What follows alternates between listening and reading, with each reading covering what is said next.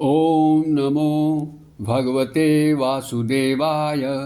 ओम कृष्णाय नमः। साथियों, इस संसार में कोई भी व्यक्ति न तो अपनी इच्छा से आता है और ना ही अपनी इच्छा से जाता है। अब प्रश्न यह है कि मनुष्य इस संसार में क्यों आया है।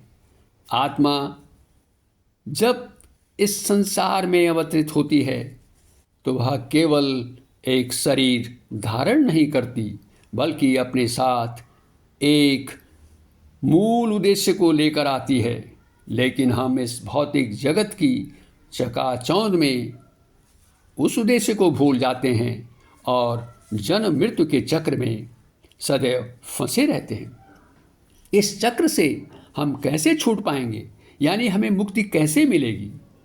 इसके लिए भगवान श्री कृष्ण भगवत गीता अध्याय 2 में हमें एक सरल उपाय बता रहे हैं। श्लोक 51 में भगवान ने उपदेश दिया है कि मनुष्यों को मुक्ति प्राप्त हुई है और वे वैकुंठ धाम को प्राप्त हुए हैं। श्लोक 52 में भगवान श्री कृष्ण ने इसके लिए एक शर्त भी बताई है। समय सीमा कोई निर्धारित नहीं की है, लेकिन एक शर्त को पूरा करने के लिए कहा है, और वह है मोह कलिलम की, कि हमें इस सांसारिक मोह को पार करना होगा। दूसरी शर्त भगवान श्री कृष्ण श्लोक 53 में बता रहे हैं। आज हम इस श्लोक के बारे में चर्चा करेंगे। भगवान श्री कृष्ण अर्जुन से इस संबंध में क्या कह रहे हैं, सुनिए। यह श्लोक श्रुति विपर्तिपन्ना ते यदा स्थास्यति निश्चला समाधावचला बुद्धिः तदा योगम वाप्स्यसि। अर्थात जब वेदों के सकाम कर्मों से विचलित हुई तुम्हारी यह बुद्धि निश्चल हो जाएगी और दिव्य चेतना में स्थिर हो जाएगी, तब तुम्हें पूर्ण योग की प्राप्ति होगी। अब हम इस श्लोक की विस्तृत व्याख्या करेंगे और सबसे पहले जानेंगे कि श्रुति विपर्तिपन्ना, निश्चल, समाधावचला और योग से क्या तात्पर्य है। श्रुति का अर्थ है जो सुना गया है। हमारे वेदों को भी श्रुति कहा गया है, क्योंकि वेदों का ज्ञान हमारे ऋषियों को श्रवण द्वारा प्राप्त हुआ था। वेदों को कर्मकांड, ज्ञान कांड, उपासना कांड, इन 3 भागों में बांटा गया है। कर्म कांड में नाना प्रकार के सकाम कर्मों के लिए विभिन्न यज्ञ, अनुष्ठान, तप आदि बताए गए हैं। इसलिए भगवान श्री कृष्ण अर्जुन से कह रहे हैं कि वेदों में वर्णित सकाम कर्मों से विपर्तिपन्न हुई, अर्थात विचलित हुई तुम्हारी बुद्धि जब निश्चल अर्थात एक निश्चय वाली हो जाएगी और समाधावचला अर्थात समाधि में अचल यानी समाधि में स्थिर हो जाएगी, तब तुम्हें योग की प्राप्ति अर्थात आत्म साक्षात्कार होगा।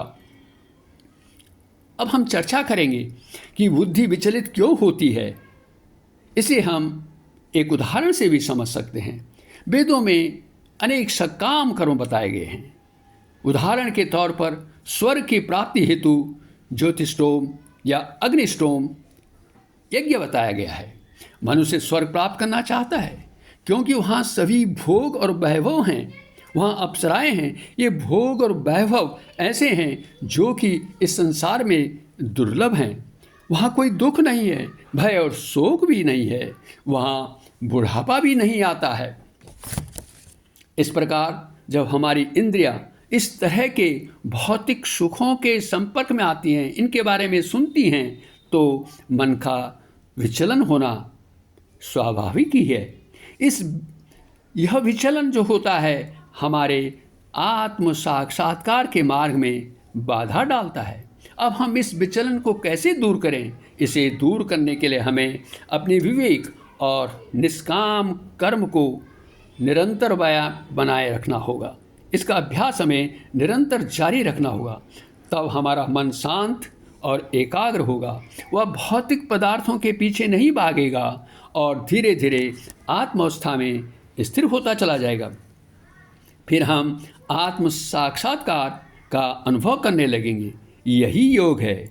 योग का अर्थ है चंचल इंद्रियों पर नियंत्रण रखना और व्यक्तिगत आत्मा का परमात्मा से मिलन होना। अंत में इस श्लोक से हमें यह शिक्षा मिलती है कि जब तक मन अशांत है, चंचल है, तो योग अर्थात आत्म साक्षात्कार नहीं हो सकता। इसलिए भगवान उपदेश दे रहे हैं कि मन को दिव्य चेतना में निश्चल और स्थिर रखें।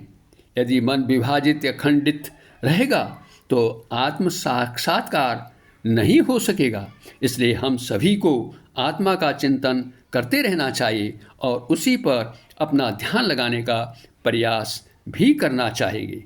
साथियों, इन्हीं शब्दों के साथ अपनी सनातन संस्कृति के प्रसार हेतु कृपया इस वीडियो को शेयर करें और चैनल को सब्सक्राइब भी करें। अगले वीडियो में फिर मिलेंगे और जानेंगे कि आत्म साक्षात्कार प्राप्त व्यक्ति के लक्षणों को जानने के लिए अर्जुन भगवान श्री कृष्ण से क्या प्रश्न पूछ रहे हैं। इस वीडियो को देखने के लिए आपका पुनः बहुत बहुत धन्यवाद।